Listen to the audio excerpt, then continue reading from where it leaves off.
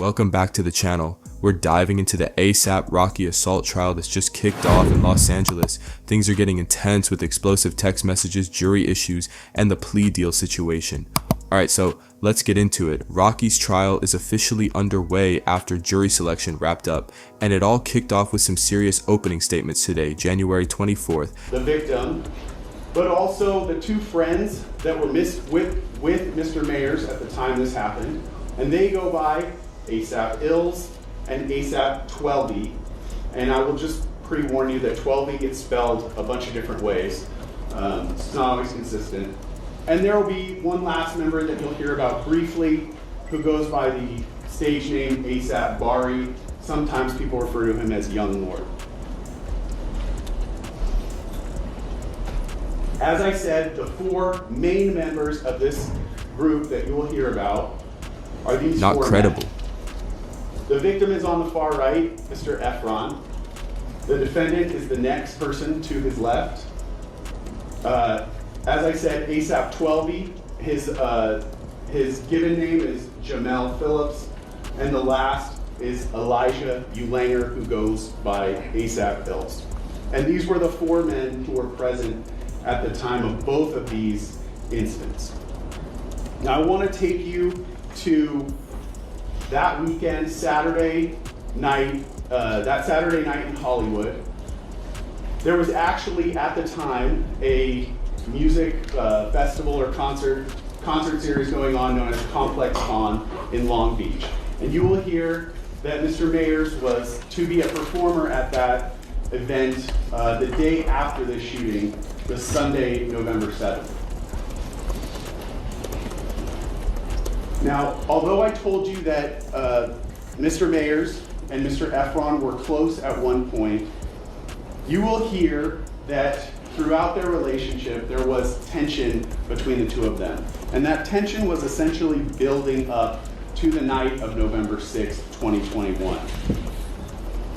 You will not hear all the reasons why there was tension between the two of them, but we will get to the point the day before this shooting, November 5th, 2021, when that tension kind of comes to a head.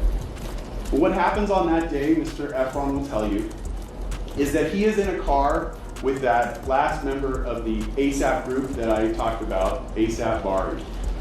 The two of them are driving when ASAP Bari receives a phone call from Mr. Mayers.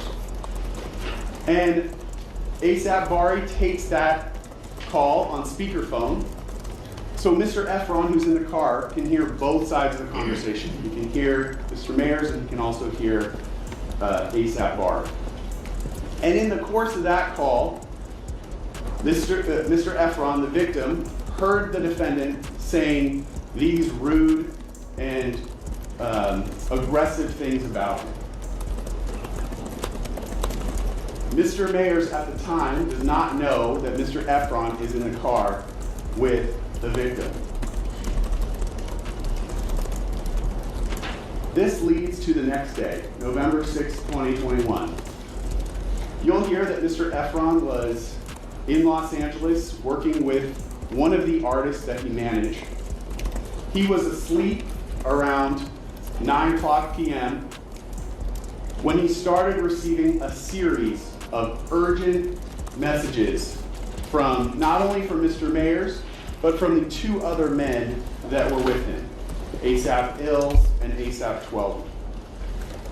And you'll hear that he received a number of calls kind of back to back to back from the three of them. Now, he didn't answer those calls because he was sleeping, but when he ultimately woke up, he saw that he had a number of missed calls. He also received text messages from Mr. Mayers that were aggressive, seeking a confrontation with him, asking him where he was. Mr. Mayers is on the left side of this conversation. Where are you at? Let's get to it. Stop ducking my calls. The messages that the victim's receiving are instantly aggressive towards him. So you will hear from Mr. Efron that he called the defendant. He was groggy because he had just woken up. They had a conversation and they agreed to meet outside of the W Hotel in Hollywood. Mr. Efron will tell you that as he went to that meeting, he was of the frame of mind that he and Mr. Mayers were going to have a confrontation. That he believed they would argue, and that ultimately this would lead to kind of repairing their relationship. So they would each be able to speak their piece and essentially fight like brothers do, and that it would ultimately bring them closer together. They would repair sort of the issues that they each had with each other. So that's how Mr. Efron is going into this meeting. Now, let's talk about the location where they meet, this location just outside of the W Hotel. You're going to see this map throughout this case. So I want to take some time to walk through it with you so you understand the various features that are depicted here. On the left side of the screen is Argyle Avenue. On the bottom of the screen is Selma Avenue. And on the right side of the screen is El Centro Avenue. Now you can't see it in this map, but if the map were to continue off the top of the screen, Hollywood Boulevard would be just above that. In the middle of this map, there's a small street called Vista Del Mar that kind of goes north and then forces you to go east. The red arrows that you see here are the path of travel that Mr. Mayers took that evening.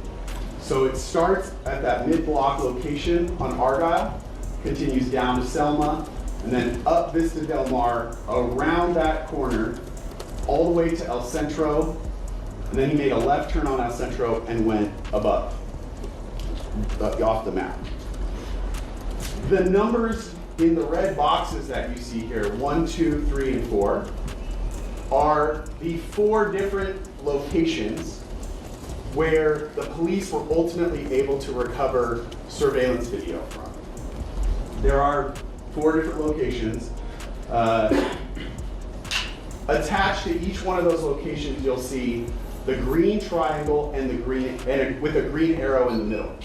And what that represents is very roughly, this is not meant to be, exact, but very roughly the direction that a camera attached to that building was facing. You will also hear that locations 1, 2, and 4 captured video only.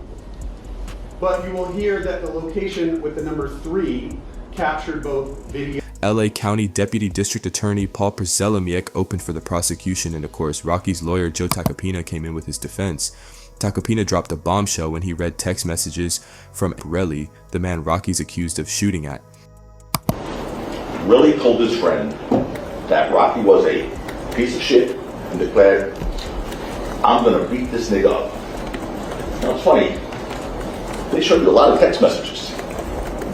I didn't see that one. According to Tacopina, Relli allegedly called Rocky a piece of shit and said, "I'm gonna beat this nigga up." And this isn't the first time we've seen explosive text messages in the case. Tacopina pointed out that the prosecution didn't show these messages to the jury, which could be a key piece of evidence in Rocky's defense. But it's not just about text messages. There's also a serious issue with the jury pool. Rocky's legal team is not happy with the lack of diversity in the jury. Out of 106 jurors, only 5 of them are black. Judge Arnold shot back at that, saying there's no law that requires any specific ethnic breakdown in a jury. But with this trial being as high profile as it is, the defense is clearly concerned that a lack of diversity could hurt Rocky's chances. ASAP Rocky also rejected a plea deal from prosecutors. They offered him a guilty plea to a single count of assault in exchange for a 180-day jail sentence, 3 years probation, and a 7-year suspended prison sentence. Now this part is crazy. Reportedly, prosecutors even told Rocky's family he should have just taken the deal. But why didn't he? There's clearly footage showing something happened. Well, sources close to the Rockies say that accepting the deal would have basically ended his career.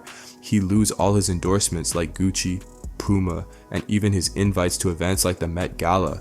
Plus, he wouldn't be able to tour. This deal would have left him under the thumb of the system for over 8 years. So, With the trial just beginning, we're in for a wild ride. The jury issues, the plea deal rejection, and now all these explosive texts. This case is far from over.